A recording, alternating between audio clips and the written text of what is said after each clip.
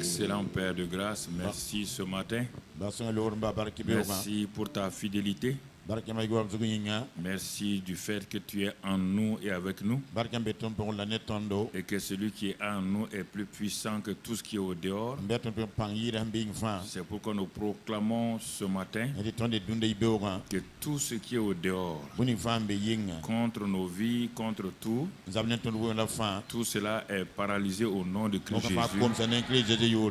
Et nous proclamons que par la loi de la foi, nous ne considérons pas les choses que nos yeux voient, que nos oreilles entendent, que nous pouvons toucher, mais par la loi de la foi, nous appuyons sur la parole de Dieu et nous entrons dans le repos, dans la victoire, en tout temps et en toutes circonstances. Que toute la gloire te revienne, Père, au nom de Jésus. Amen. Amen. Gloire à Dieu. Nous bénissons le Seigneur ce matin. Nous rendons grâce à Dieu. Nous louons le Seigneur parce qu'il est fidèle. Et sa fidélité est très grande à notre égard. Et nous le louons parce que dans sa miséricorde, dans son amour, il nous conduit chaque jour. Nous bénissons le Seigneur pour l'année de la manifestation donc de la parole de Dieu par le Saint-Esprit que nous avons développé mois par mois. Et après Pentecôte, nous avons commencé la vie de l'Esprit. Et nous avons progressé tout doucement. Et depuis ce mois de septembre-là, nous sommes entrés dans ce que nous appelons le sous-thème, la loi de la foi. Et dans cette loi de la foi-là, c'est elle qui permet que la vie de l'Esprit donc marche donc régulièrement en nous. Parce que l'esprit de vie étant en nous, il est venu en nous comme un dépôt. Mais il n'est pas manifesté par lui-même, il ne fait pas comme il veut. Non. Il faut que moi je crois que ce que Dieu a dit, Dieu a fait en moi, devienne une réalité visible. C'est pourquoi nous avons dit que ce qui est important, nous devons rendre l'invisible visible. L'invisible, c'est la vie de l'esprit. L'invisible, c'est ce que le Saint-Esprit est. L'invisible, c'est pas quelque chose de bizarre, c'est quelque chose de réel, d'authentique. Plus réel que même les choses visibles. Mais leur manifestation ne peut se faire que par la loi de la foi. Et tous ceux qui ont opéré dans la Bible, toutes les personnes que Dieu a appelées, ils ont opéré sur cette terre-là par la loi de la foi. Et la méconnaissance de la loi de la foi, alors nous peut nous garder dans le statu quo, c'est-à-dire sans avancer, sans progresser. Et vous avez vu quand les gens rencontraient Jésus notre Seigneur, il leur posait la question toujours, est-ce qu'il croit? Est-ce qu'il croit que cette parole-là, que lui, il est d'abord la vérité? Et chaque fois, il disait qu'il vous soit fait selon votre foi. Mais d'où vient cette foi? Ce n'est pas eux qui l'ont inventé. Et c'est pourquoi l'homme qui est venu à son fils épileptique à Jésus, et il a dit, si tu peux faire quelque chose, si tu peux, en tout cas, il faut nous aider. Jésus dit ce n'est pas une affaire de pouvoir, c'est une affaire de croire. Pouvoir ne peut rien faire sans croire. Mais l'homme a cru que c'était une simple croyance. Il a dit oui Seigneur je crois. Mais quand il a dit ça je crois, il s'est aperçu que non, cette croyance ne lui a pas donné l'assurance. Il dit je crois et en même temps il dit viens au secours de mon incrédulité. Donc il peut avoir la croyance et l'incrédulité côte à côte. Parce que l'incrédulité et le doute accompagnent quand vous marchez sur le chemin de la foi. L'incrédulité et donc le doute, ce sont les à côté de la route de la foi. Quand vous marchez sur le chemin étroit de la foi, de chaque côté, il y a le doute et l'incrédulité qui vous font voir les choses. Quand Dieu et Jésus a dit à Pierre, sors du bateau, viens. Tu veux marcher sur l'eau, viens. Jésus lui a tracé la route de la foi sur l'eau. Et c'est quand Pierre a posé ses pieds sur la route de la foi, sur l'eau là, c'est devenu comme un béton. Mais au moment où il marchait sur cette route de la foi là, brusquement, comme je vous l'ai dit, à gauche et à droite, il y a le doute et l'incrédulité. Ils ne sont jamais loin de la foi. Et en ce moment-là, qu'est-ce qui manifeste le doute et l'incrédulité? Ce sont nos cinq sens. Nos pensées aussi, notre raisonnement, notre vue, notre oui. Donc tout cela, ces choses-là, il marche sur la route de la foi allant vers l'auteur et le consommateur de la foi. L'auteur de la foi est devant lui. Il lui a tracé le chemin de la foi. Il est en train de marcher sur ce chemin tout en regardant l'auteur de la foi. Quand il regardait l'auteur de la foi, la tempête n'avait pas changé. Il y avait encore les vagues qui montaient. Mais la foi voyait l'auteur de la foi. La foi ne regardait pas la tempête. Mais à un moment donné, au lieu de continuer à fixer les yeux sur Jésus, le chef et le consommateur de la foi, il a voulu regarder un peu ce qui se passe autour de lui. Brusquement, il est devenu donc, il est rentré dans la conscience des choses qui se manifestent par la vue lui. Dès qu'il a vu regarder en un clin d'œil, la foi est partie. En un clin d'œil. Ne croyez pas que la foi est une chose que vous avez et que vous transportez ça comme vous voulez. Elle est combattue toujours par l'incrédulité et le doute.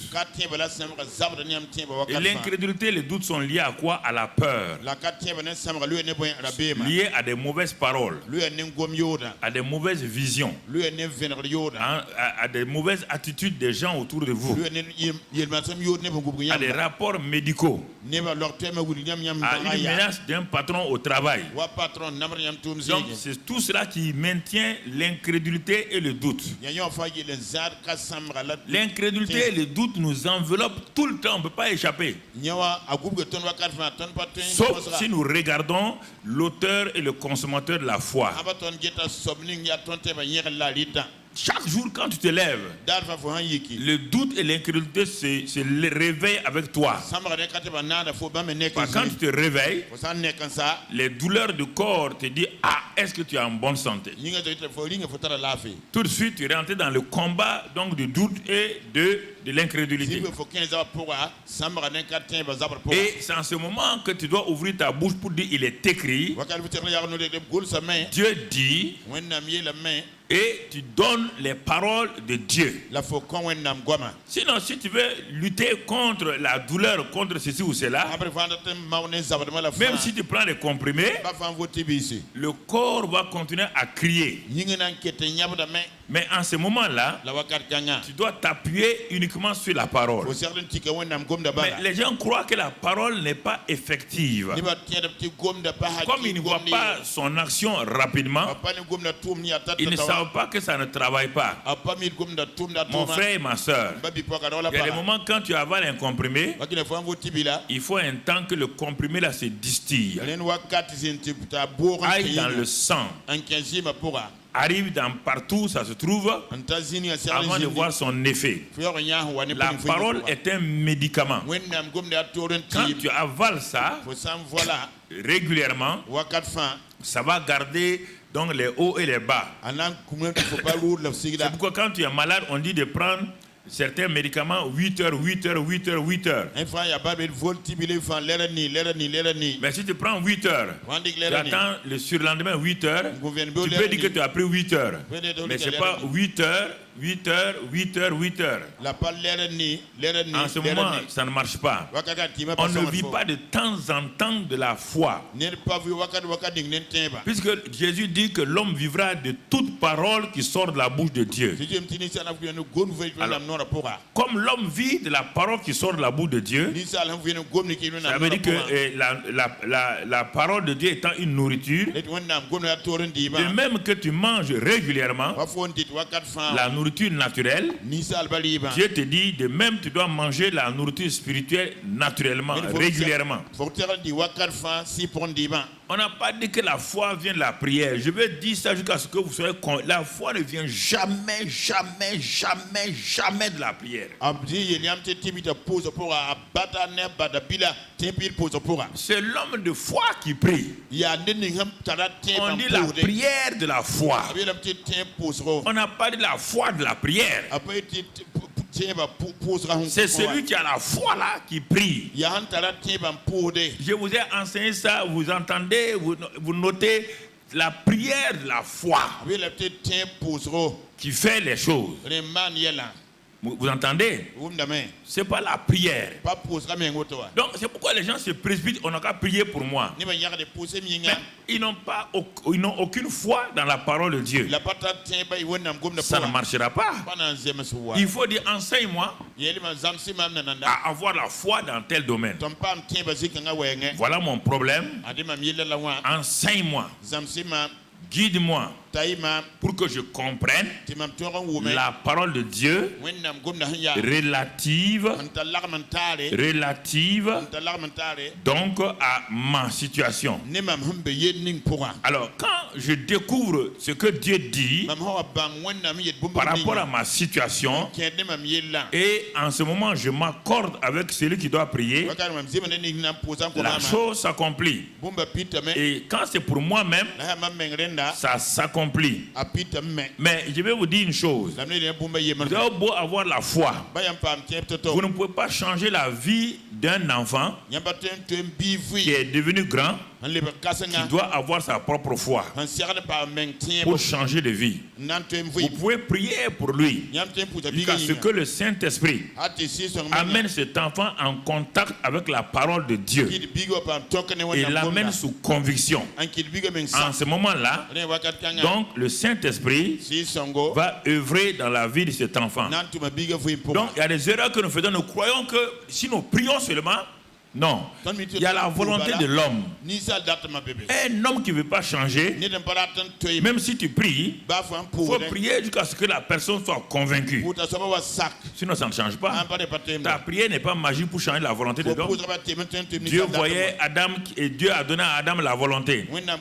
Dieu a vu Adam en train de vouloir manger. Il n'est pas venu dire il ne mange pas. Non, il a dit, il a une volonté. Il doit se soumettre à la parole. Il ne faut pas vous leurrer. Ça, c'est le premier homme qui était sans péché. Il faut savoir gérer, se discipliner, se soumettre à la parole de Dieu. Dans toute la vie, c'est ainsi. On doit se discipliner dans les finances. Un jeune couple qui n'est pas discipliné dans les finances, quand un homme voit sa femme faire des dépenses vraiment désordonnées et qu'il ne l'assoit pas pour la conseiller, tu viens d'acheter cette paire de chaussures là, ça sert à quoi? Tu en as déjà combien?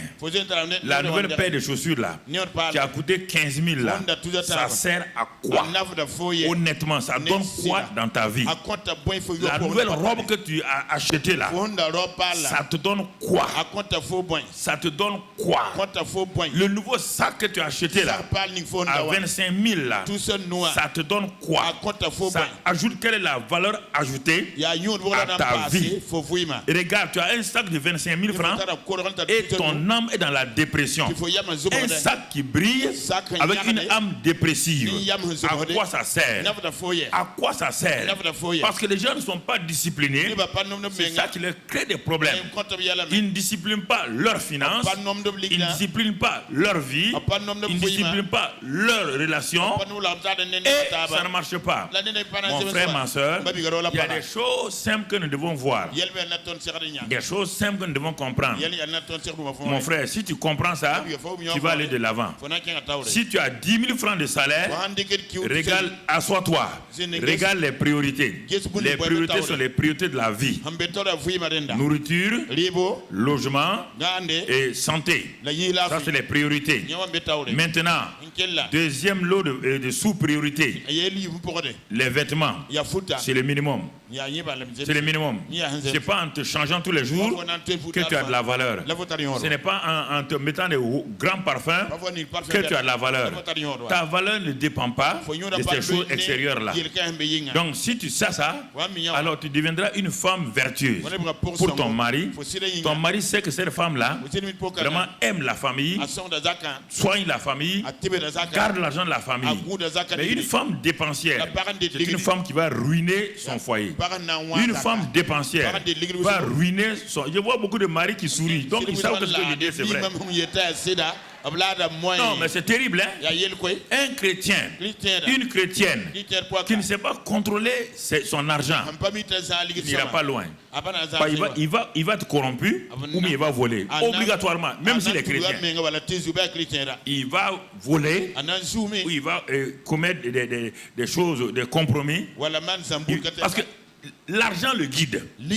On te dit que l'amour de l'argent est la racine de tous les maux. Ou bien Dieu ment ou il ment pas. Vous ne pouvez pas, vous n'avez qu'à prier, apprendre des prophètes, amener chez vous. L'amour de l'argent, c'est la racine de tous les maux, dit la Bible. C'est la racine de tous les maux sur la terre.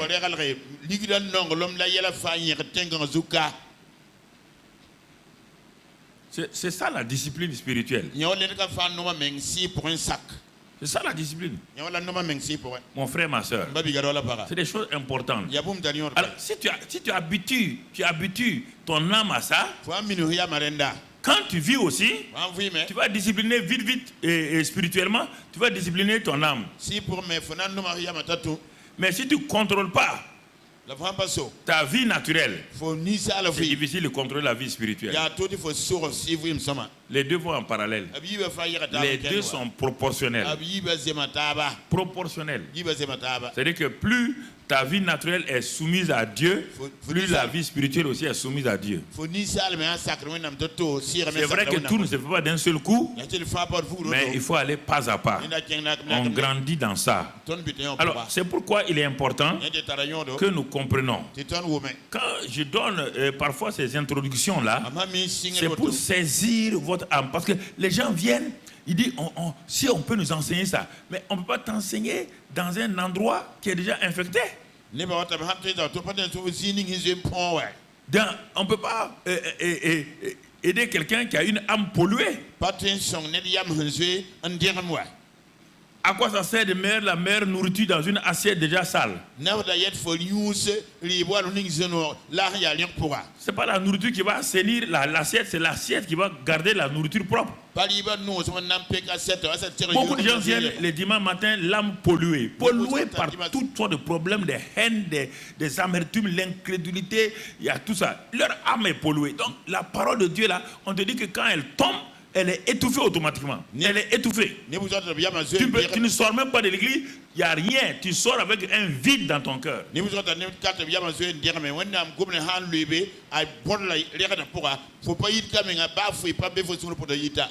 ce que nous avons constaté, la vie de l'esprit et ce que le sous-thème, la loi de la foi, ce sont les deux éléments qui permettent pratiquement. Si tu n'as pas compris ça, même si on va venir sur la prière, il n'y aura rien pour toi. C'est les deux là, la vie de l'esprit et le sous-thème, la loi de la foi.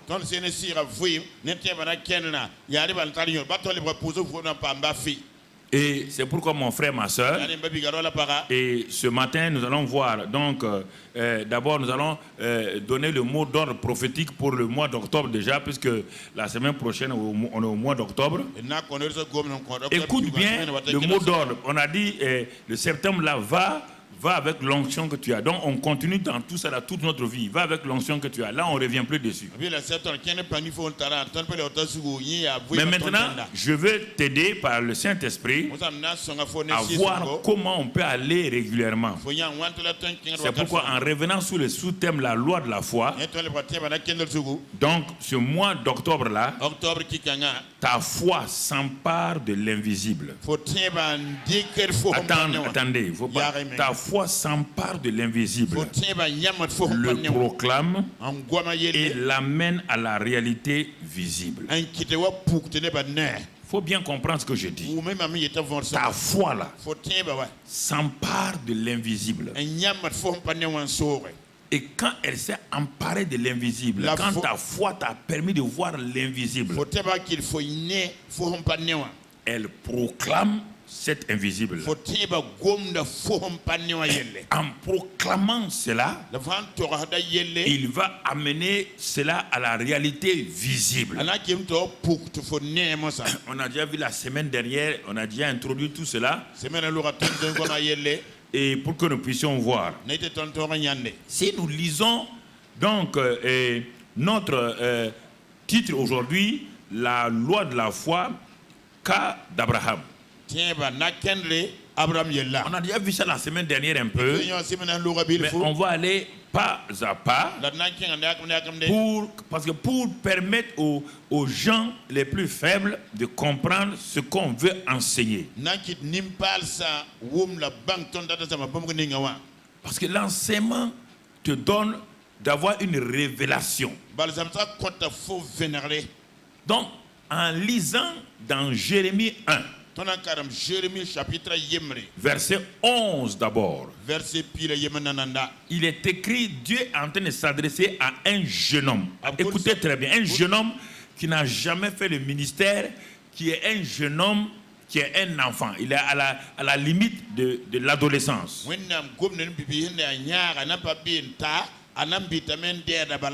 Dieu dit à Jérémie, il dit Jérémie, retournons à notre verset. Que vois-tu, Jérémie? Vous imaginez?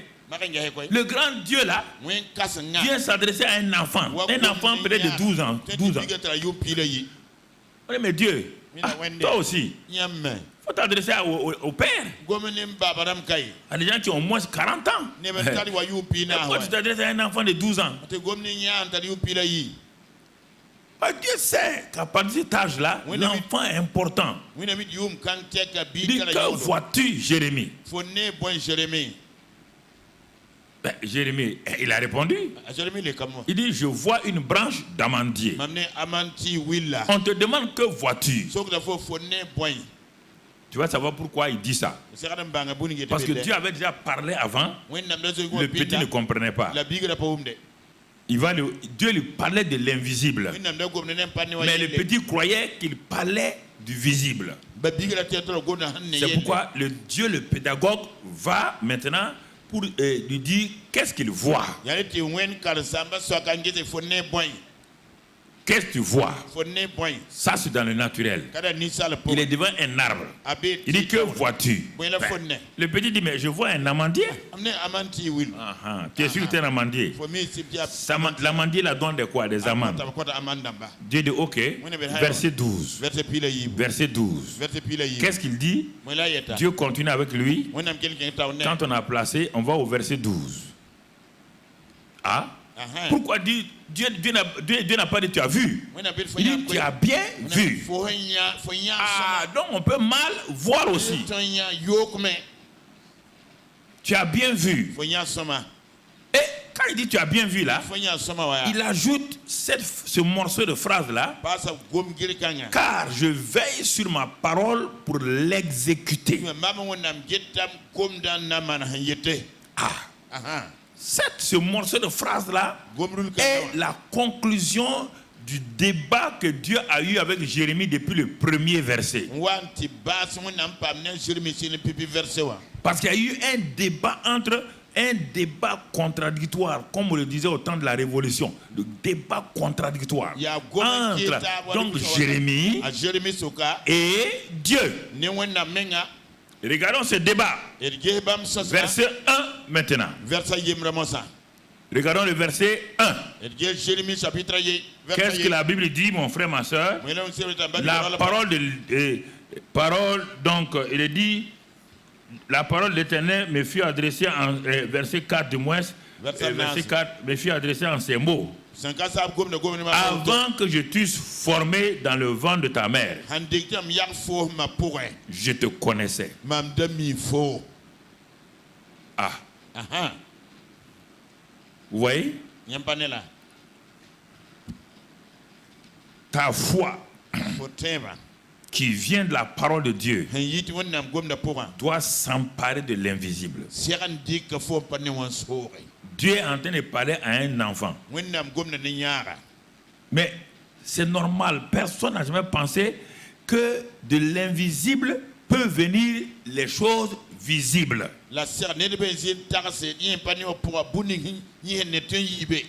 Avant que je t'eusse formé dans le ventre de ta mère. C'est-à-dire avant que ta mère se marie. Avant qu'elle se marie. Chez moi, Dieu, tu étais une réalité. Je te connaissais. C'est un principe qu'il dit à tout le monde ici. C'est pas à Jérémie seulement. C'est à toi. Écoutez, frères et sœurs. Ce qui bloque beaucoup de gens, ils pensent que c'est le jour qu'ils sont devenus chrétiens que leur vie a commencé. Chrétien là, c'est une vie spirituelle. Mais Dieu a créé Adam. Est-ce qu'il était chrétien? On te parle ici du créateur et de la création. On ne te parle pas de christianisme. Entre le créateur et la création, il n'y a pas de religion. Il y a une relation.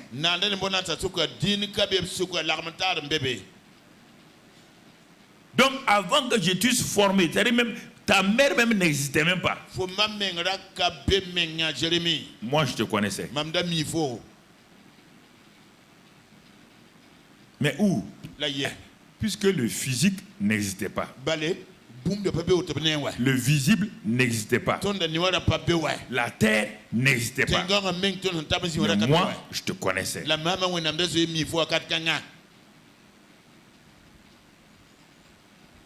C'est ça.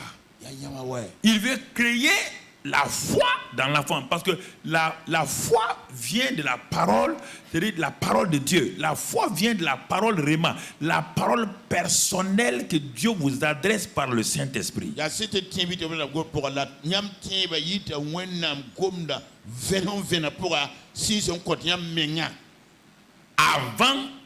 Avant que tu n'aies été même conçu, tant d'antan, je te connaissais.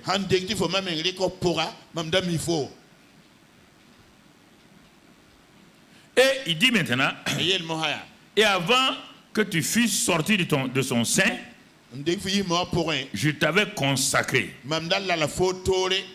Tu n'as pas eu à prier. Tu n'as pas eu à demander quelque chose. Je t'avais établi prophète des nations. Tant que tu ne vas pas comprendre ça, tu pries pour que Dieu fasse quelque chose, au lieu de prier que Dieu te révèle ce qu'il a fait là. C'est ça la force de la nouvelle création. On ne prie pas pour que Dieu nous dise ce qu'on va devenir. On prie pour demander à Dieu ce qu'il a déjà fait de nous. On veut qu'il nous le révèle ça simplement.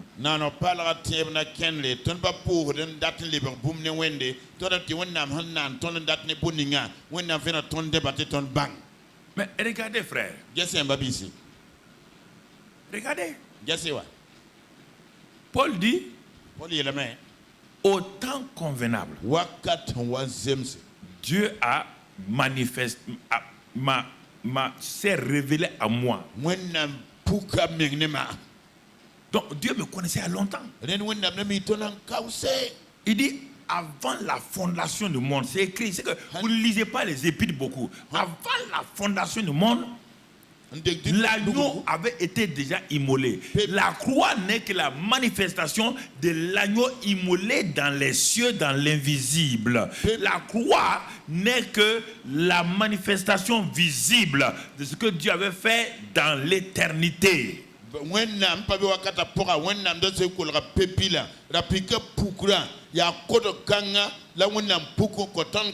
dit l'agneau a été immolé avant la fondation du monde. On ne parle pas de la croix.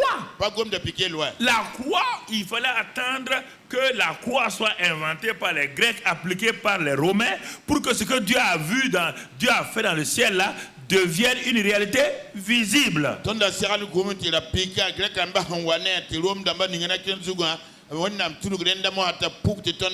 Jérémie, tu es là aujourd'hui. Moi, je te connaissais. Mais il a fallu que tu aies une maman et un papa qui sont simplement l'instrument pour que tu sois manifesté en chair et en os. Il dit mon fils était là-haut. Personne ne le connaissait. Il était dans mon sein. Dans mon sein. Au ciel, il n'y a pas de Jésus. Non.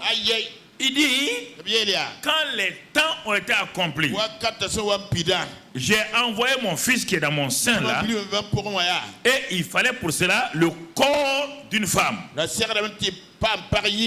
J'ai choisi cette jeune fille appelée Marie, qui lui a donné la forme, la morphologie. Marie lui a prêté sa chair. Mais il était déjà connu là-haut. C'est pourquoi Jésus dit dans Jean 17, il dit Père, j'ai achevé ce pourquoi j'étais venu. Je dois retourner. Je retourne dans la gloire que j'avais avant. Il avait une gloire. Vous lisez dans Jean 17. Je vais retourner là-bas. Quand j'ai fini, toi aussi. C'est pourquoi, quand on dit que quelqu'un rentre dans la gloire, il ne faut pas utiliser le mot avec excès. Paul dit, j'aurai la couronne. Jésus dit, je rentre dans la gloire. Parce qu'ils ont fait ce que Dieu a dit de faire. On n'a pas dit que tout chrétien qui meurt rentre dans la gloire. Qui vous a dit ce mensonge? On dit qu'il a été premier à la gloire. C'est faux. Qui t'a dit? Est-ce qu'il t'a dit avant de mourir que lui il a achevé l'œuvre? Est-ce qu'il sait même qu'il y a une œuvre? Est-ce qu'il sait qu'il y a une œuvre? Voici un monsieur qui a été tout le temps récalcitrant, rebelle à la voix de Dieu, et vous dites qu'il a été promu. On promet quelqu'un qui est désobéissant. Si tu n'as jamais fait ce que Dieu a dit de faire, il n'y a pas de promotion, tu es simplement sauvé comme à travers le feu. Tu es sauvé comme à travers le feu. Il n'y a rien, tu ne reçois aucune récompense. Il faut qu'on vous dise la vérité. Promis à la gloire. Il a été promis en quoi? Si on fait une promotion de quelqu'un, il a été bon dans ça. Jésus a dit clairement, ma promotion est venue, parce que je suis venu de là-bas, je repars là-bas. Paul dit, j'ai achevé, il dit à Timothée, j'ai achevé. Il dit, la gloire, la couronne mais pour moi. Il dit, j'ai travaillé plus que tous. Toi, tu n'as pas travaillé. La seule chose que tu cherches est tout le temps la gloire vaine. Et tu dis que promotion à la gloire. Quand j'entends ça, les gens disent, moi je ris. Bon, okay. Comme c'est vous qui avez la clé du ciel et vous promettez les gens, il n'y a pas de problème. C'est vous qui élevez les gens. Vous dites qu'il n'est pas dans la gloire, il a été promu. Ok, il n'y a pas de problème. Ok. C'est ça. Et les choses que nous devons nous réveiller. Nous sommes parfois dans l'illusion. Dans l'illusion. Regardez comment Dieu s'y prend pour parler à Jérémie pour nous enseigner nous. Il s'y prend, il va pas à pas. Il va pas à pas. Pas à pas.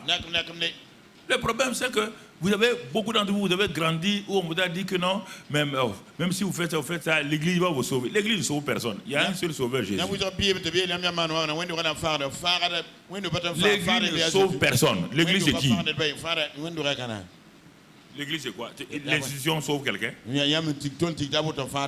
Non. Jésus dit, c'est moi la vie. C'est moi le sauveur. Donc, comprenons ces choses-là. Donc, il dit ça au petit. Le petit va discuter. Qu'est-ce qu'il dit au verset 6? Je répondis, ah Seigneur, éternel, voici, je ne sais point parler car je suis un enfant. On te dit, lui il commence, lui il veut commencer au moment où Dieu est en train de lui parler. Un prophète, c'est un homme qui parle, non? C'est un homme qui a la parole de Dieu. Dieu dit, je t'ai établi prophète. Ça veut dire que les paroles sont déjà où? Lui dit qu'il ne sait pas parler.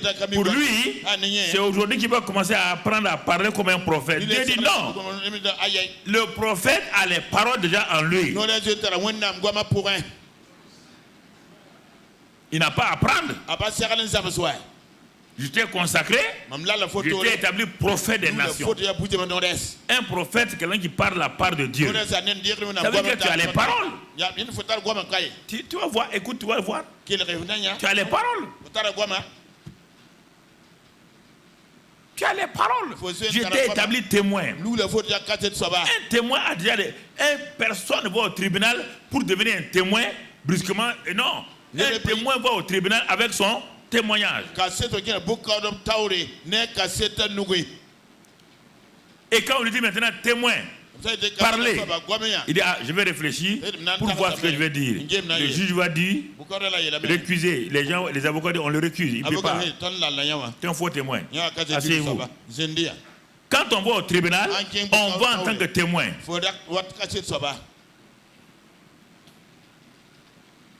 Donc vous voyez, il dit, il ne sait pas parler. Dieu dit, ne dis pas. Je t'interdis de dire. Ne dis pas, je suis un enfant. Il faut arrêter de vous dire, je suis faible. Il faut arrêter ça. Hein? Dieu n'aime pas, moi aussi je n'aime pas. Je n'aime pas ça. Quand tu viens me dire, je ne vaux rien, je suis faible, je n'aime pas ça, j'ai horreur de ça. Pourquoi tu conjugues une nature de défaite? Ne dis pas, je suis un enfant. Ne dis pas, je suis. Ne conjugue pas le verbe je suis. C'est pourquoi Dieu s'est révélé à Moïse. Il n'a pas complété ces différents noms. Écoutez-moi. Dieu n'a pas dit à Moïse, je suis ceci ou cela. Non. Dieu a dit à Moïse, je suis seulement. Je m'appelle je suis. Je te laisse le choix de terminer la phrase. Termine la phrase. Et je vais voir quel genre de croyant tu es. Moi, je m'appelle je suis. Je m'appelle je suis celui qui suis. Bon, c'est pas un nom. Je m'appelle je suis. Et au fur et à mesure que les années passaient, chaque génération a donné à compléter je suis là. Dieu dit je suis. Mais chacun n'a qu'à voir ce qu'il va ajouter. Gédéon dit, quand il a fini de travailler à Gédéon, Gédéon dit, ah, j'ai découvert que tu es Jéhovah Shalom. J'ai dit, mention très bien. Tu as bien complété. Tu comprends? David dit, moi j'ai découvert que le je suis là, c'est le bon berger. Dieu dit formidable. Moïse lui-même dit, j'ai découvert, quand ton peuple était malade à cause de l'eau de Mara, j'ai découvert que tu es Jéhovah Rapha, le médecin personnel. Dieu dit formidable. À cause de ça, regarde Moïse, comme tu as découvert ça là, l'eau est changée.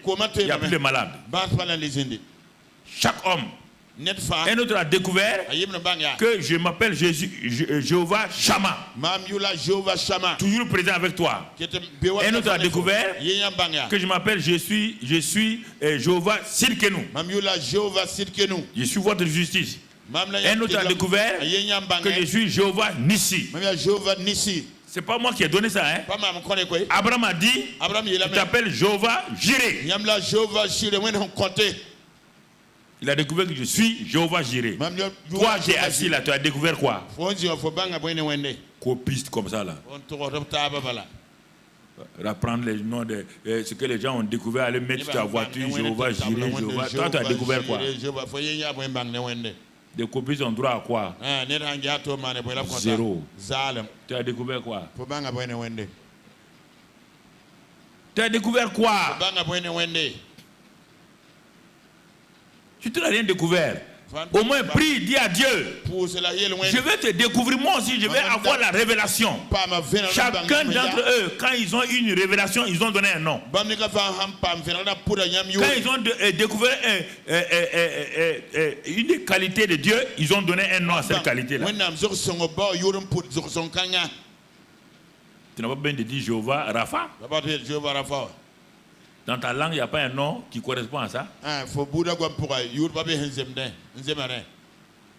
Hein? Pourquoi tu cherches d'autres noms?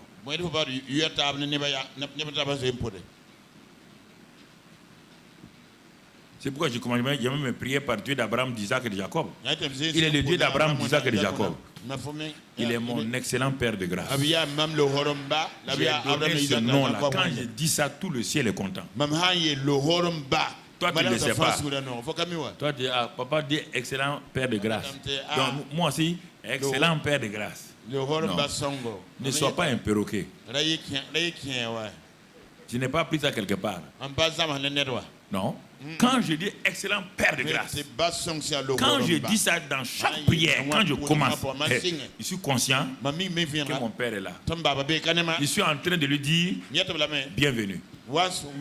Merci d'être avec moi. Ton fils, je suis en train de dire ton fils est là. Et tu es là. Je suis en train de dire comme tu es mon père, tu me protèges. Je suis en train de lui dire tu es un bon papa. Là où moi je suis, tu es assis à côté et le Saint-Esprit est en moi. Est-ce qu'il va me lâcher? Dieu d'Abraham, d'Isaac et de Jacob. Non, il est ça. Et dans la prière, il faut que tu donnes toi-même. Il a appelé excellent Père de grâce. Tu me dis, tu m'entendras jamais prier Dieu d'Abraham, d'Isaac. Je dis oui, il est le Dieu d'Abraham, d'Isaac. Mais quand il est Abraham, il a découvert qu'il s'appelle Jéhovah Jireh. Isaac a découvert qu'il est le Dieu qui met au large. Jacob a découvert. Chacun a découvert. Isaac a eu Abraham a eu son expérience. Isaac a eu son expérience. Jacob a eu son expérience. Si toi tu n'as pas d'expérience, ça ne peut pas aller. Quelle est ton expérience de Dieu? C'est ça. Quelle est ton expérience? Et quand tu t'adresses à lui, tu sais que c'est ça. Parce que tu l'as vu dans ça, tu sais que c'est ça. Personne ne peut te troubler. C'est pourquoi il a insisté avec Jérémie. Il a insisté. Il ne dit pas que tu es un enfant. Ne dis pas je suis un enfant. Car tu iras vers tout ce que vers qui je t'enverrai, et tu diras aussi ce que je t'ordonnerai. Ensuite, ne les crains point. Ne les crains pas. Dieu nous dit ça chaque fois, ne craignez pas les gens, car je suis avec toi pour te délivrer, dit l'Éternel. Et regardez maintenant, puisqu'il dit que lui ne sait pas parler, Dieu dit qu'il ne sait pas parler. Dieu étend sa main et toucha la bouche de Jérémie. Et Dieu dit, voici je mets mes paroles dans ta bouche. Un prophète parle la parole de Dieu. Il dit, regarde, je t'établis. Le gars a arrêté un enfant. Il dit, je t'établis. Il faut que tu vois ça. Je t'établis aujourd'hui sur les nations et sur le royaume. Pour que tu arraches et que tu abattes. Tout ce qui est mauvais, tu vas arracher. Tout ce qui est mauvais, tu vas abattre. C'est pas fini. C'est pas un ministère négatif que tu as. Tous ceux qui passent leur temps à arracher et à abattre là, et ils ne font pas la suite, ce ne sont pas des prophètes. Quand vous allez, quand ils vous voient, ils arrachent et ils abattent. J'ai vu que tu vas mourir. J'ai vu des sorciers derrière toi. J'ai vu ceci ou cela. Ça, c'est arracher et abattre. Quand tu as arraché, tu as abattu un mauvais mur, tu as fait quoi? Rien. Rien. Tu n'as rien fait. Ça, c'est pas prophète. Il faut terminer. Regarde, Dieu dit arracher, abattre. Tu ruines et tu détruis. Ah, il y a des prophètes dans ça. Ils ruinent la vie des gens. Tu as vu ton mari est un sorcier. Ta tante fait ceci ou cela. Ta belle-mère est comme ceci ou cela. Ce sont les ruineurs et les destructeurs. Mais maintenant Dieu dit pour que tu bâtisses et que tu plantes. Quand tu as arraché, tu as détruit, il dit plante de nouvelles choses. Bâtis de nouvelles choses. Dans Ésaïe 60, c'est comme cela. Rebâtir sur les fondements. Renverser les anciennes. Ésaïe 61. Rebâtir sur ces fondements. Dans ta vie. C'est ça que tu dois faire.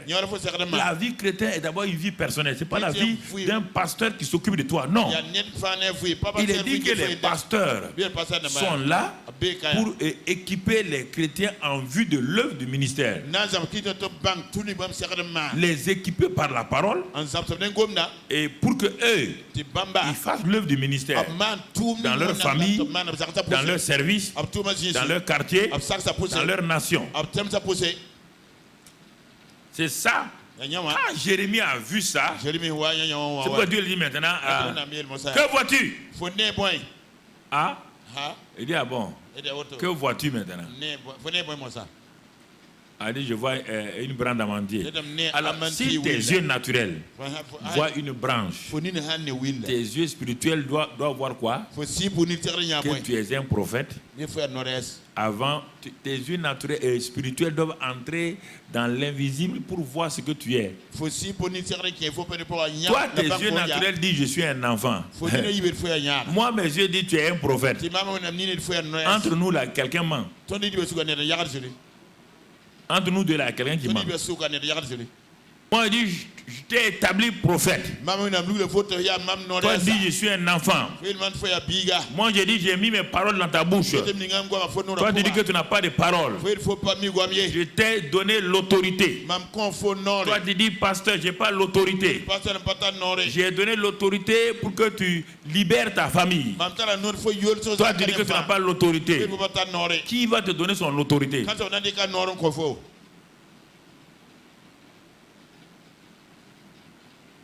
Toi, dis que tu n'as pas la foi. Dieu dit qu'il a donné à la nouvelle création, à chaque nouvelle création, une mesure de foi.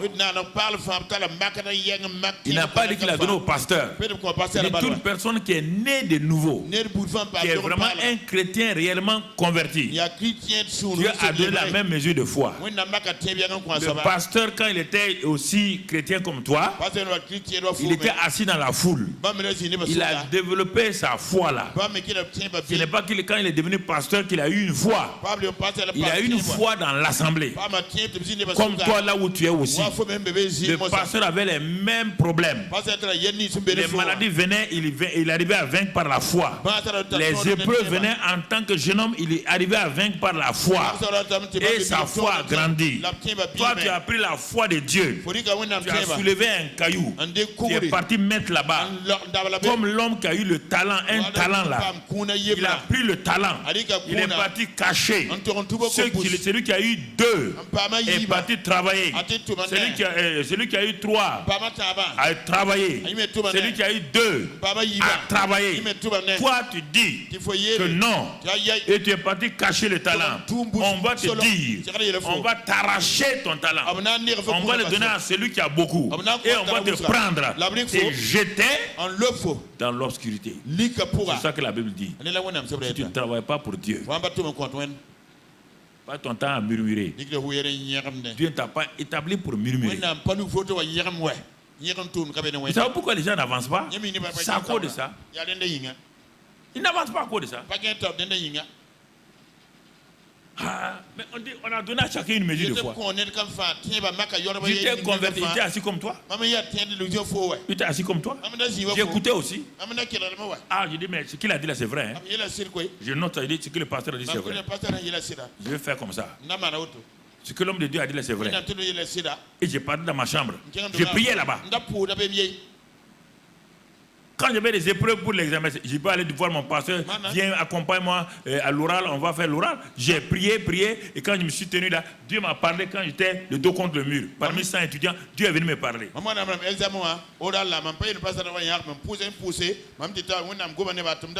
Mais toi, tu as les talents de Dieu, tu les caches. Et tu oses dire à Dieu que tu n'as pas marché. Dieu dit méchant. Prenez-le, jetez-le dans le dehors, dans l'obscurité. Il y a des moments où nous devons nous réveiller. N'oubliez pas, frères et sœurs, quoi qu'on fasse, on va rencontrer Dieu face à face. On va le rencontrer. Là-bas, il n'y a plus de grâce, il n'y a plus de pitié. Il dit arrière de moi, un fidèle serviteur. Je ne te connais pas. C'est trop tard pour toi. Ce que je te dis, c'est pour réveiller ton esprit. C'est pour réveiller ta mémoire. Il faut arrêter. Les problèmes sont partout. Chacun se réveille avec un problème. Il n'y a pas un être humain qui se réveille un jour sans problème. Satan fait pleuvoir les problèmes sur nous comme ça. Mais Dieu a dit, ne t'inquiète pas.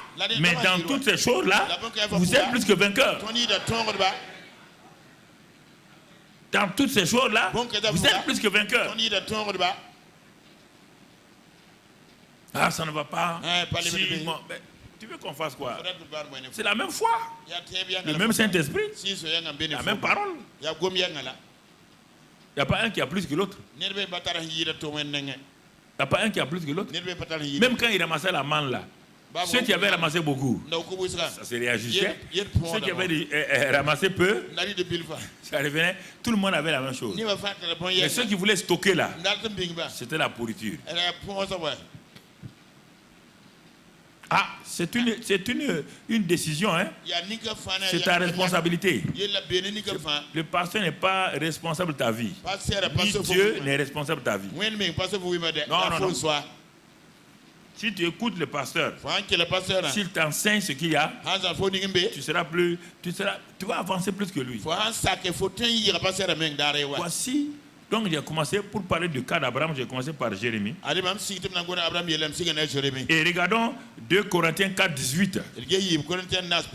2 Corinthiens 4, 18. Il dit, Parce que nous regardons non point aux choses visibles, mais à celles qui sont invisibles. Ah, c'est ça que Dieu dit à Jérémie. Je suis venu pour t'apprendre à regarder aux choses invisibles.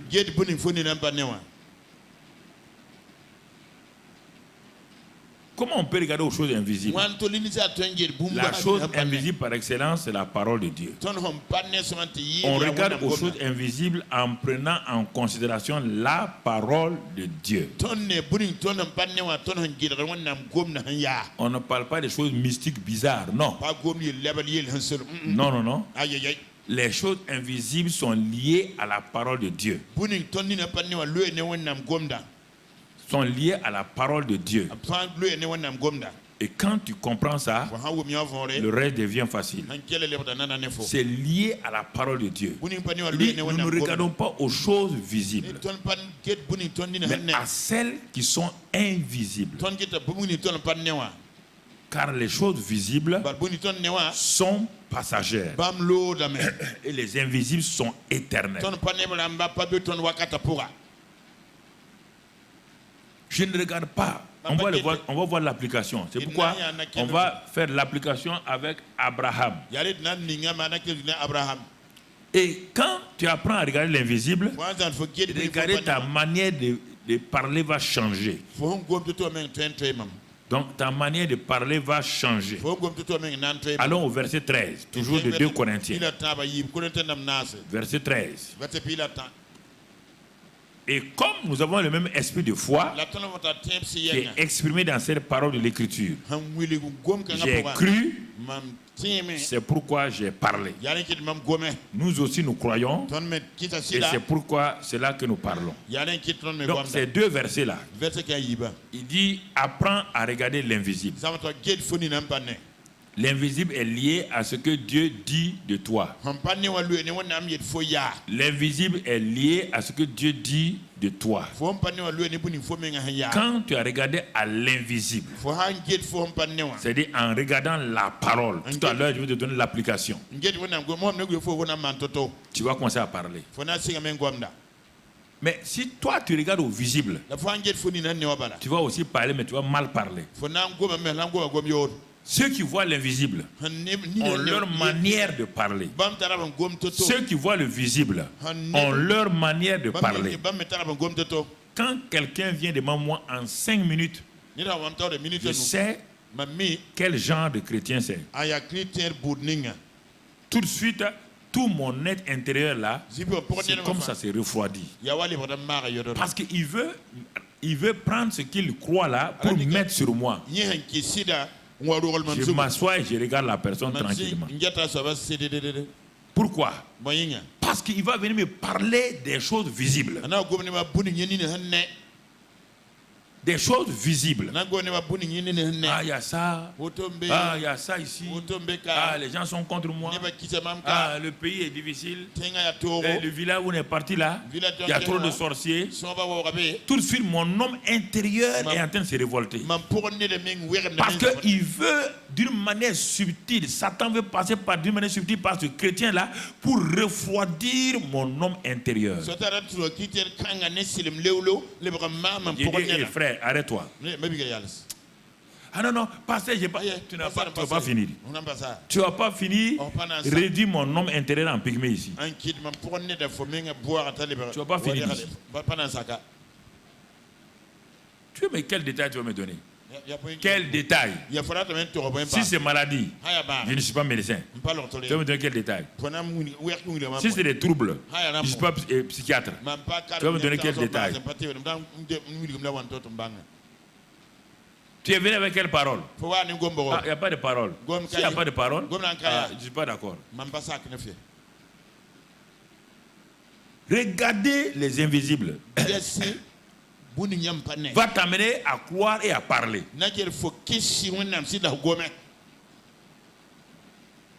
Mais regardez, votre manière de parler, c'est plutôt le visible. Tout est visible. Quand vous partez voir un homme de Dieu, sans savoir, l'homme de Dieu est assis dans l'assurance. Vous venez avec un seau d'eau froide, d'incrédulité, et vous versez sur lui. Et le gars, il commence à prendre froid. S'il n'est pas expérimenté, il prend froid. Tu ne peux pas verser ton seau d'eau froide sur moi. Je t'arrête, il faut boire ça. Est-ce que vous comprenez ce que je dis? Si vous ne comprenez pas ça, là, vous allez vous tromper, ça n'ira pas. Dieu a fait ça avec Jérémie. Il l'a fait avec Abraham. Il l'a fait avec Moïse. Il dit Moïse, tu vas aller. Jérémie, tu vas aller. Abraham, tu vas aller. Et vous aussi, vous allez partir. Si vous allez mourir en route, mourrez. Mais vous devez partir. Vous devez faire ce que Dieu a dit de faire. Il n'y a pas de... Non, il n'y a pas de trompette. Il y a ceci, il y a cela. Il y a quoi? S'ils sont là-bas, laissez-les au dehors. Nous sommes dans l'armée. Quand on t'envoie en mission dans l'armée, mon ami, il vaut mieux être courageux que d'avoir peur. Si tu as peur, tu es en train d'aller à la mort.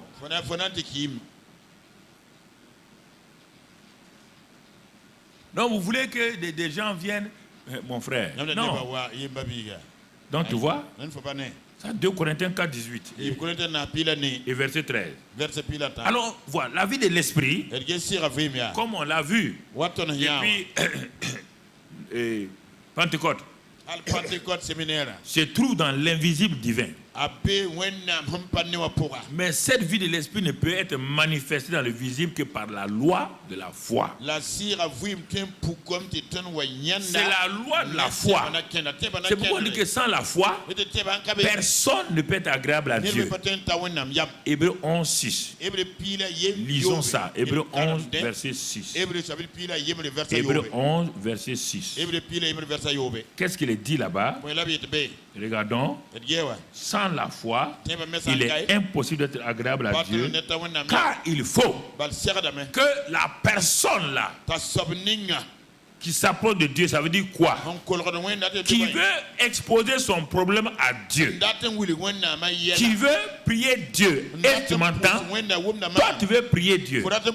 On dit que Dieu, dans Hébreux 4, 16, que Dieu est assis sur son trône de la grâce, prêt à écouter, à aider les gens. Est-ce que vous m'entendez? Hébreux 11, 6, Hébreux 4, 16. Tu écris les deux ensemble, on ne va pas les lire les deux. Tu écris les deux pour ça va t'aider. On me dit ici, sans la foi, il est impossible qu'il soit agréable à Dieu. Car il faut que lorsque je m'approche de Dieu, mais je m'approche de Dieu comment? On dit Dieu est assis sur un trône, le trône de la grâce. Il est prêt à nous aider. Il est prêt à nous secourir. Il dit, mais je dois m'approcher comment maintenant? Le problème, ce n'est pas Dieu. Dieu, lui, il est assis sur son trône. Il est prêt. Il a tout. Il veut m'aider. Mais moi, je viens pour prier. Mais je viens prier comment? Première attitude. Je dois croire. Ça veut dire croire que Dieu est. On dit Dieu existe, non. Ça, c'est la formule française. Dieu est. Croire que Dieu est. Au lieu de dire Dieu existe. Dieu est. Et c'est pas fini. C'est-à-dire que Dieu est présent. Ah. Toi, tu crois pas, tu peux prier, tu crois pas. Toi, tu es en train de prier. C'est pourquoi vous priez au hasard là. Vous priez ou pas là qui? Si Jésus vient, tu peux prier comme tu pries là. Quand il dit ça, parfois les gens sont choqués. Quand nous faisons nos prières communautaires, on élève la voix là. Ça, c'est une manière de chose. Mais quand tu pries, tu ne vas pas te mettre à crier tout seul, tout comme ça, comme un fou. On te dit, quand tu t'approches de Dieu, crois que Dieu est. Crois qu'il est. Il est où? Il est là. Deuxièmement, maintenant, qu'il est le rémunérateur.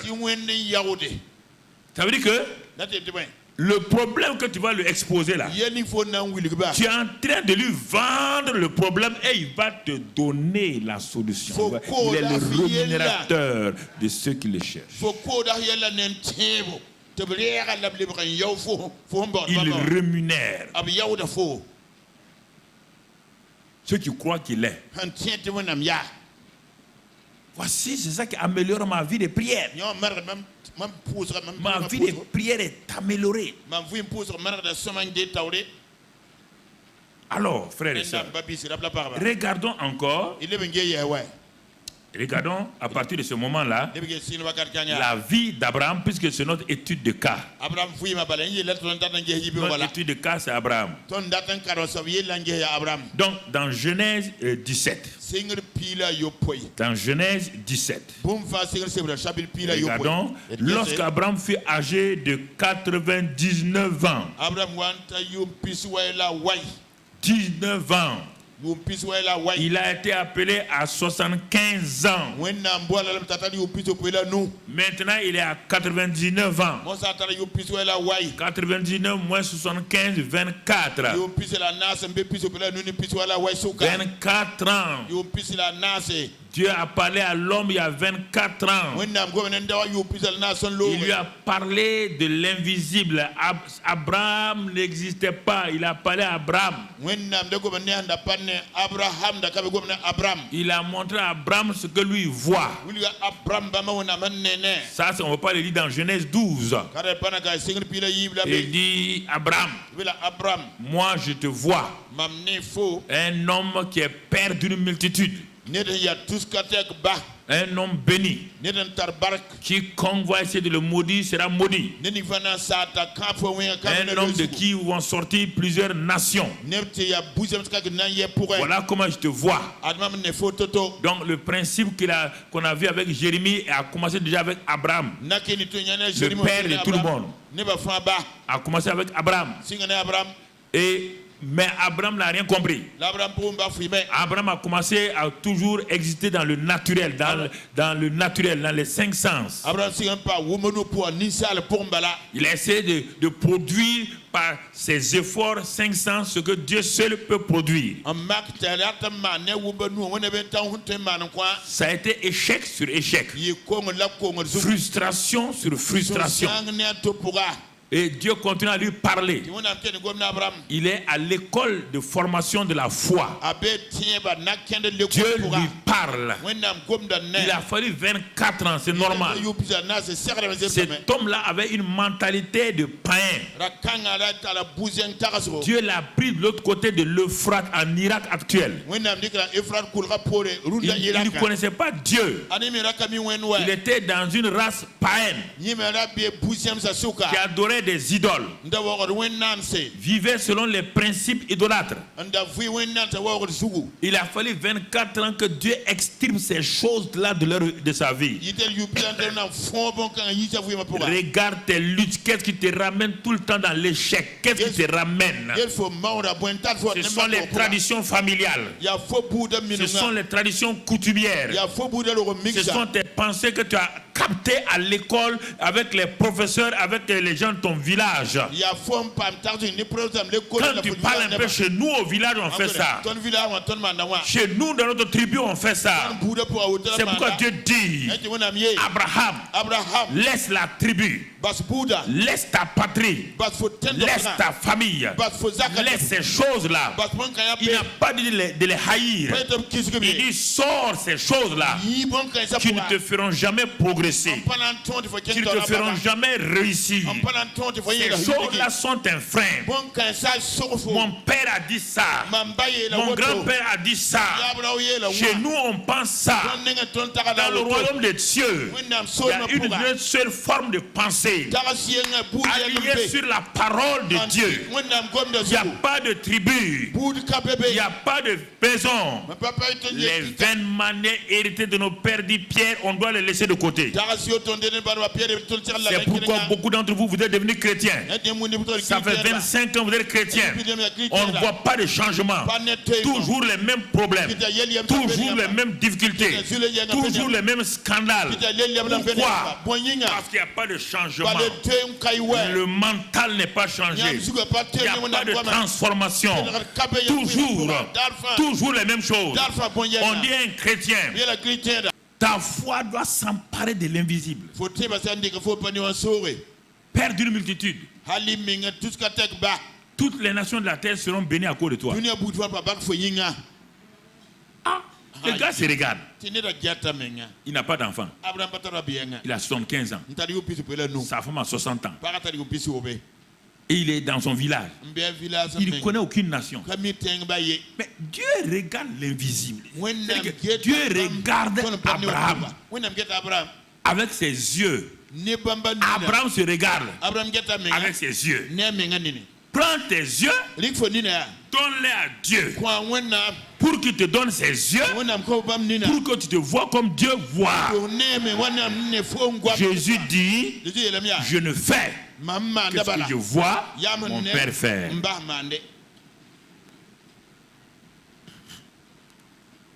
24 ans. À la fin, Dieu dit dans Genèse 17, il dit mon gars, quand je dis une chose là, j'ai dit à Jérémie, quand je dis une chose, je le fais. Je le fais. Je suis El Shaddai. Et toi, la seule chose que je te demande, c'est quoi? L'intégrité. Et apprends à marcher selon ma parole devant moi. L'intégrité et marcher selon ma parole. Je ne te demande rien. Et là, ce que je t'ai dit dans Genèse 12 là, comme tu n'as pas cru, bon, je suis obligé de t'aider. Je comprends ta situation. Car toi, tu n'as pas de pasteur. Tu n'as pas de Bible. Tu n'as rien. Toi, on comprend ta situation. Mais ceux du 20e siècle là, ils ont ton histoire. Ils ont la Bible. Eux, on ne peut pas les laisser comme ça.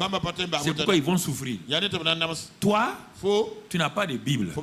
Tu n'as pas de pasteur. Tu n'as pas d'église. Tu n'as pas d'enseignement. Tu n'as pas de cassette. Tu n'as rien. C'est pourquoi tu es parti comme ça. Il n'y a personne, aucun autre humain qui pouvait t'aider. Eux, ils ont des pasteurs.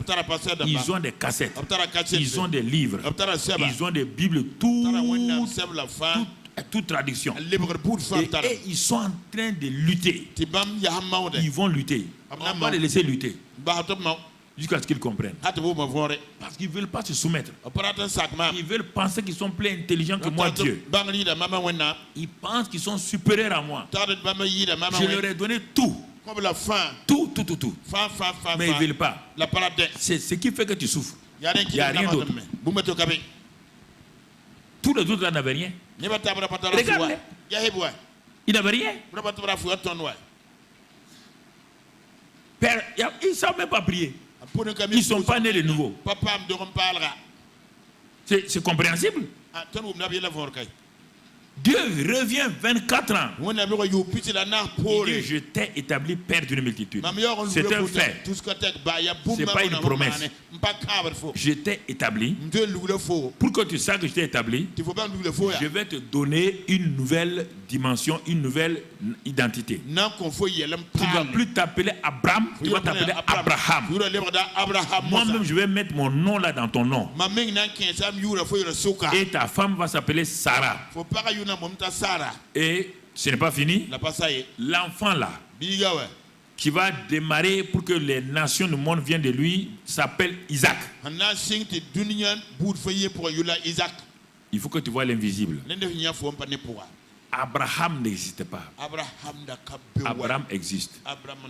Sarah n'existait pas. Sarai existe. Isaac n'existait pas. Mais Dieu dit, il faut que tu apprennes à voir l'invisible. Et que tu parles. Celui qui croit parle.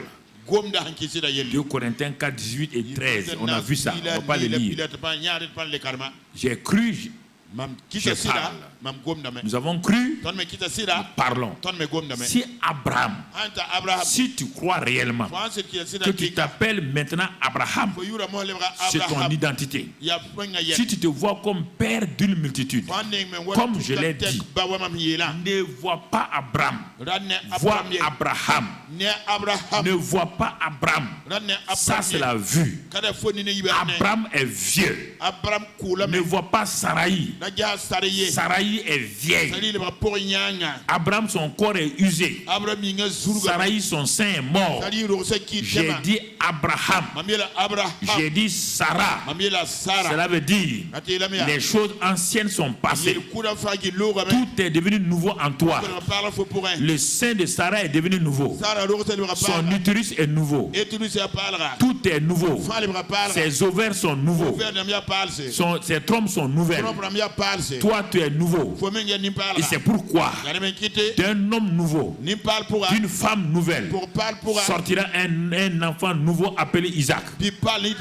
Pendant 24 ans, vous n'avez été que triste.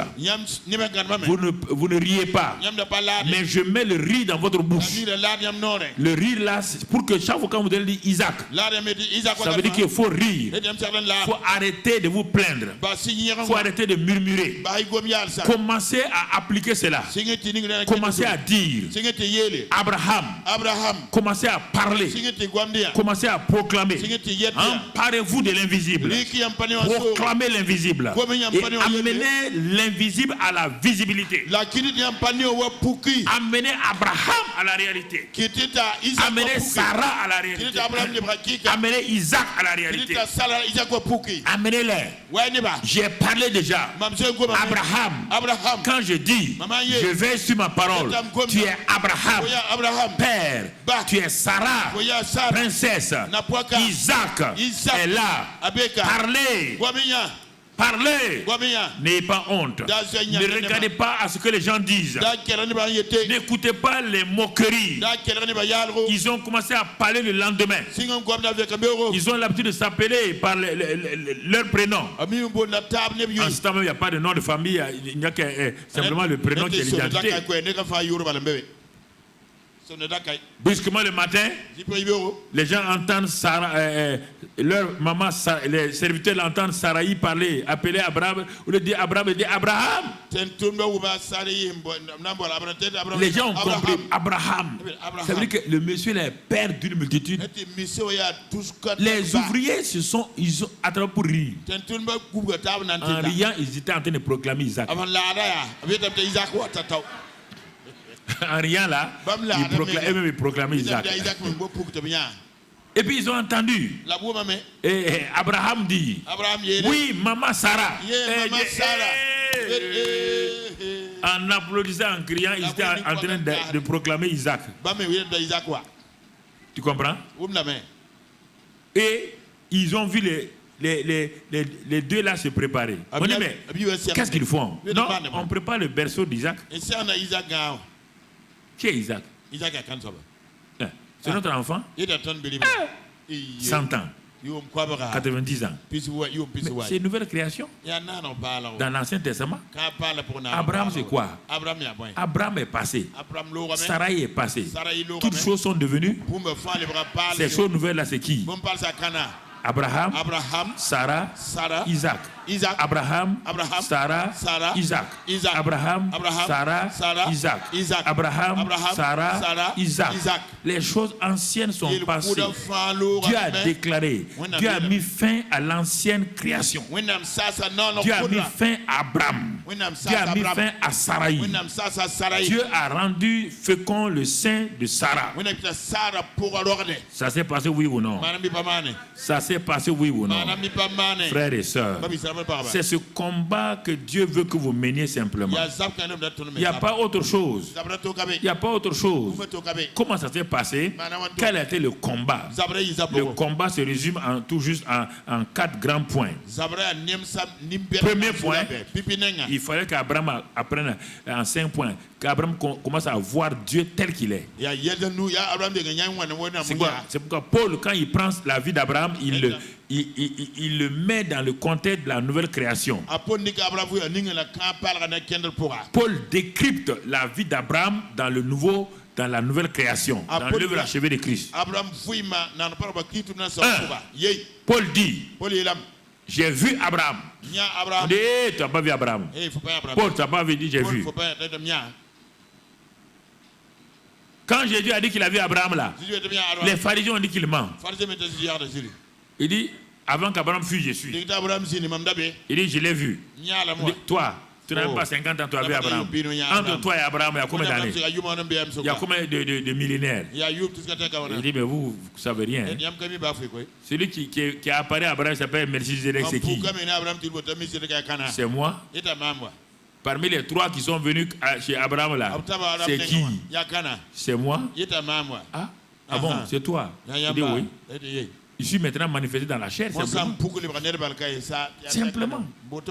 Regarde, frère. Premièrement, Abraham a commencé à changer.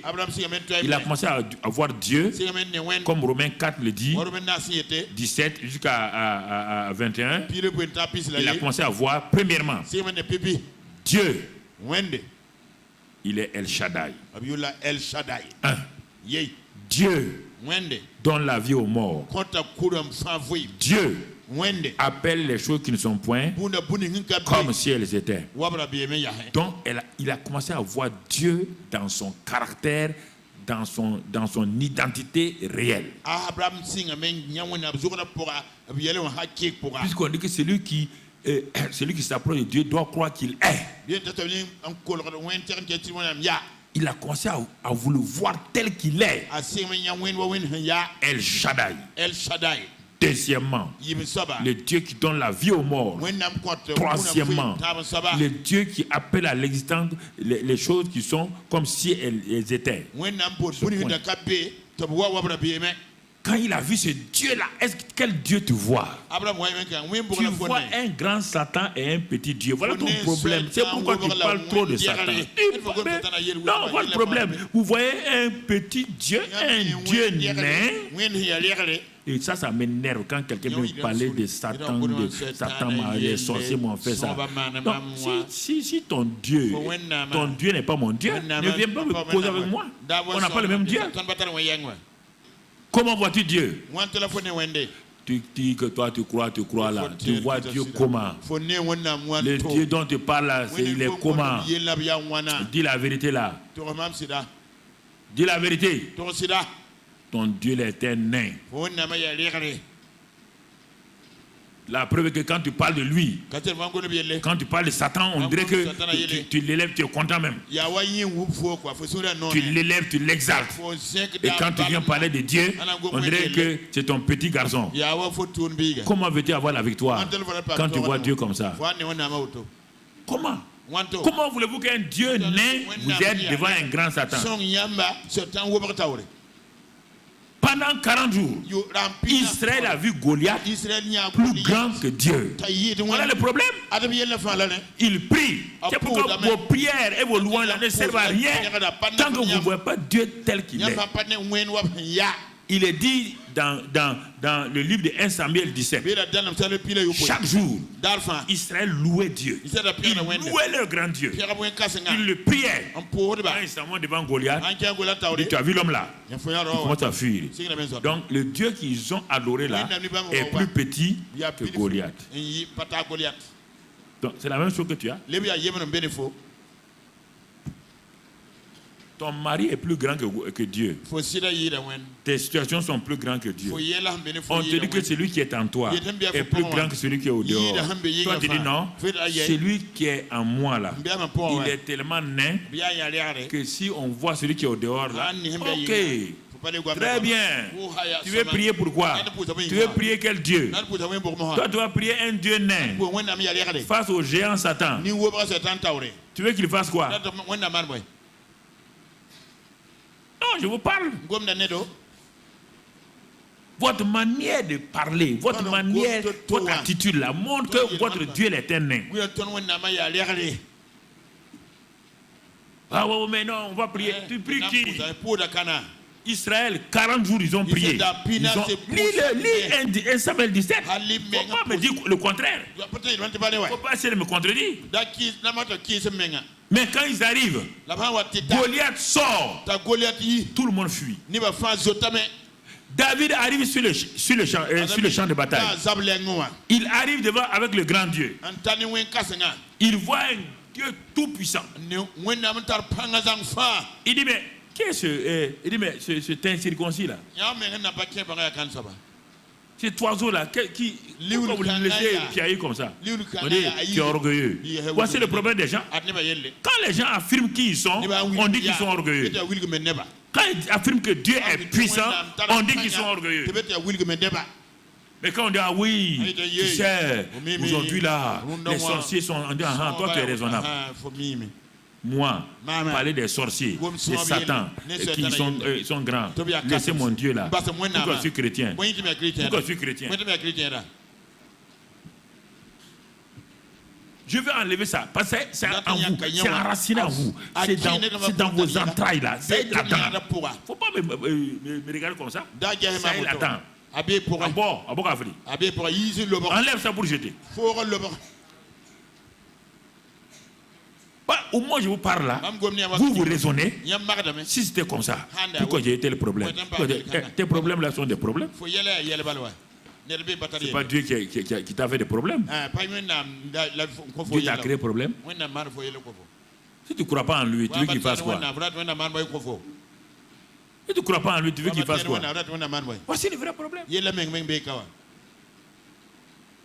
Tu vois, c'est ça que Dieu est en train de changer dans Abraham. Et quand David est arrivé, mais aucun problème. Il a dit, lui, il va aller vaincre le gars. Toi, il est parti comme ça, on dirait qu'il s'amuse. On dirait qu'il s'amuse. Mais Goliath n'est pas un petit... Goliath est là. Il est visible. Mais David dit, je viens au nom de l'Éternel des armées. Je viens au nom du Dieu invisible qui va manifester sa visibilité tout à l'heure. Tu vas le voir. Il dit à ses frères, il dit à Saül, le Dieu invisible est avec moi. Mais comme vous ne croyez pas, vous allez voir bientôt sa manifestation. Oui ou non? Ils n'ont pas vu? Ils n'ont pas vu? Il faut ta foi pour que les gens sachent que le Dieu dont tu parles là est réel. Abraham. Je crois en Dieu. Shaddai. Dieu qui donne la vie aux morts. Qui appelle les choses qui ne sont point à l'existence. Deuxièmement, j'espère contre toute espérance. Voilà le combat d'Abraham. Résumé dans Romains 4. Il dit, non, ça c'est fini ça. Les choses anciennes sont passées. J'espère contre toute espérance. Abraham, il n'y a pas d'espérance. J'ai dit, j'espère contre toute espérance. Abraham, regarde. Il faut considérer, sois logique. Regarde ton corps. Abraham dit, je ne considère point mon corps usé, ni le sein de Sarah mort. Tu considères quoi? Tu considères quoi, Abraham? Je considère la parole. Je ne considère pas ni mon corps, ni le corps de Sarah. Abraham. Comment tu vas faire? Le doute et l'incrédulité sont là. Je refuse de douter par incrédulité. Je refuse de me soumettre à l'incrédulité ou au doute. Abraham, comment tu vas faire? Je vais donner gloire à Dieu. Je vais donner gloire à Dieu. Je vais donner gloire à Dieu. Parce que je suis convaincu que ce qu'il a dit, il l'accomplit. Isaac est venu. Isaac est venu. Que Dieu te bénisse. Isaac est venu. Alors mon frère, tu veux faire quoi? Toi, tu considères les choses, tu considères les situations, tu considères les problèmes. On n'a pas dit que ce n'est pas réel. C'est réel. Mais considère la parole. Considère la parole. Considère la parole. Proclame la parole. Dis la parole. Et agis. Agis. Agis. Fais comme Jairus. Il a dit, viens Jésus, ma fille est en train de mourir, viens imposer les mains.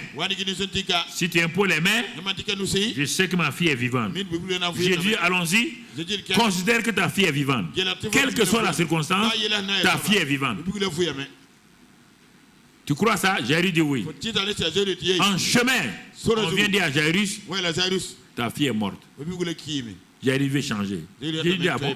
Mais on ne s'est pas entendu sur ça. On ne s'est pas entendu sur ça. Tu es venu me voir. Que de venir donner vie à ta fille. J'ai dit oui, je m'en vais. Et je t'ai dit ne pas avoir peur. On vient te dire autre chose. Le doute et l'incrédulité. Même avec Jésus là, accompagné. Même si Dieu descend ici, il y a toujours le doute et l'incrédulité autour de toi. Jésus, l'auteur de la foi, est là. Jairus est là. Mais le doute et l'incrédulité les accompagnent. Mais Jésus ne garde pas le doute ni l'incrédulité. Il a déjà dit que la fille vit. Même si elle meurt. Puisque on dit qu'il donne la vie au... Il a cette parole en lui. On vient dire ta fille est morte. Jairus est troublé. Jésus dit, je t'ai dit ne crains, crois, ne crains, crois. C'est ça que tu demandes Jairus. Pourquoi tu te laisses troubler? Pourquoi tu te laisses troubler? Pourquoi vous laissez troubler? Il est arrivé à la maison. Il a prié, il a fait 3 jours de jeûne. Hein? Il a attrapé la main de la fille. Il a dit quoi? Talita Koumi. Fille, lève-toi. Papa et maman t'attendent. Elle ne s'est pas levée. Écoutez, frère. Si nous voulons voir la main de Dieu dans nos affaires, dans nos vies, regardons à lui. Il n'a pas dit c'est toi qui vas faire. Ta situation là, c'est une montagne. Ta situation là, c'est un sycomore enraciné. Ta situation là dépasse ta capacité. Mais il dit que c'est lui qui est en toi là. C'est lui qui est capable. Il est plus capable que ce qui est au dehors. C'est lui qui est en toi. Il est en toi. Pas il sera en toi. Il est en toi. Il est plus fort. Il est plus puissant. Il est El Shaddai. Il est le pourvoyeur. Il est la vie. Il est tout. L'auteur de la foi. Quoi? Même si c'est de loin. Et Centenier a cru. De loin, il a dit, donne la vie à mon serviteur. Il dit, va. La femme syrophénicienne dit, les démons tourmentent. Mais je crois. Il dit, va. Ta fille est libérée. Va. Il dit à Lazare, sors. Lazare sort. C'est parce que nous laissons les circonstances venir nous troubler. Et c'est ça. La loi de la foi, c'est ça qui active la vie de l'esprit. La vie de l'esprit est là. Mais l'activateur, c'est la foi. Excellent Père de grâce. Merci ce matin pour ta parole qui nous fortifie, qui nous renouvelle, qui nous requinque. Nous donnons toute la gloire. Père, nous te disons que tout ce qui est mort vive maintenant. Que tout ce qui a échoué revienne, donne le succès. Que toute peur parte et que la foi s'installe. Que Seigneur, toute circonstance, toute tempête dans la vie de tes enfants, cette tempête se calme maintenant au nom de Christ Jésus. Père, dans ta grâce, dans ton amour, tu vois ces situations familiales inextricables au niveau humain. Mais toi qui as sauvé le mariage de Canaan, déverse le vin nouveau dans ces foyers-là. De mettre le vin nouveau dans ces foyers-là. Seigneur, merci Père. Dans ta grâce, tu as vu Pierre dans sa barque, financièrement totalement dans la défaite. Mais tu as dit à Pierre une seule parole, de jeter son filet. Et au bout, il y avait des poissons. Ce matin, tu dis que parce qu'il va s'aimer, il va apporter sa dîme et ses offrandes. Ce qu'il va faire aujourd'hui, c'est un jour spécial pour cette personne-là. Tu es au milieu de nous. Ce que tu as hésité pour donner là, donne-le avec joie. Je proclame ce matin, c'est de cette semence ce matin-là qui vont sortir tes millions et tes milliardaires. C'est ce matin ce que tu hésites là. Tu as peur là. Tu penses que ta société est en faillite là. Je proclame ce matin, ta société revient à la vie. Dieu donne la vie à ta société. Il redonne le succès. Regarde, il donne une espérance nouvelle à ta vie. Il te renouvelle. Et sa grâce et son amour t'accompagnent partout où tu vas aller. Et ce n'est pas fini. Satan dit que c'est fini, mais dis-le, Dieu dit que ce n'est pas fini. Au contraire, Dieu commence un nouveau départ avec toi. Sa grâce t'accompagne. Sa grâce te renouvelle. Et remercie-le simplement. Parce qu'il est le Dieu vivant. Il est le Dieu de grâce. Il est le Dieu d'amour. Il est le Dieu de bonté. Dieu te dit chaque jour, donc vis dans la loi de la foi. Le Tout-Puissant dit, mon fils, si tu crois, tu verras la gloire. Ne crains point, crois seulement. Dis, je crois, malgré la situation qui semble être, je crois. Tu es un changeur de situation. Tu es un changeur de vie. Seigneur, tout, je remets tout en tes mains. Je te glorifie au nom de Jésus. Amen. Amen. Et Amen.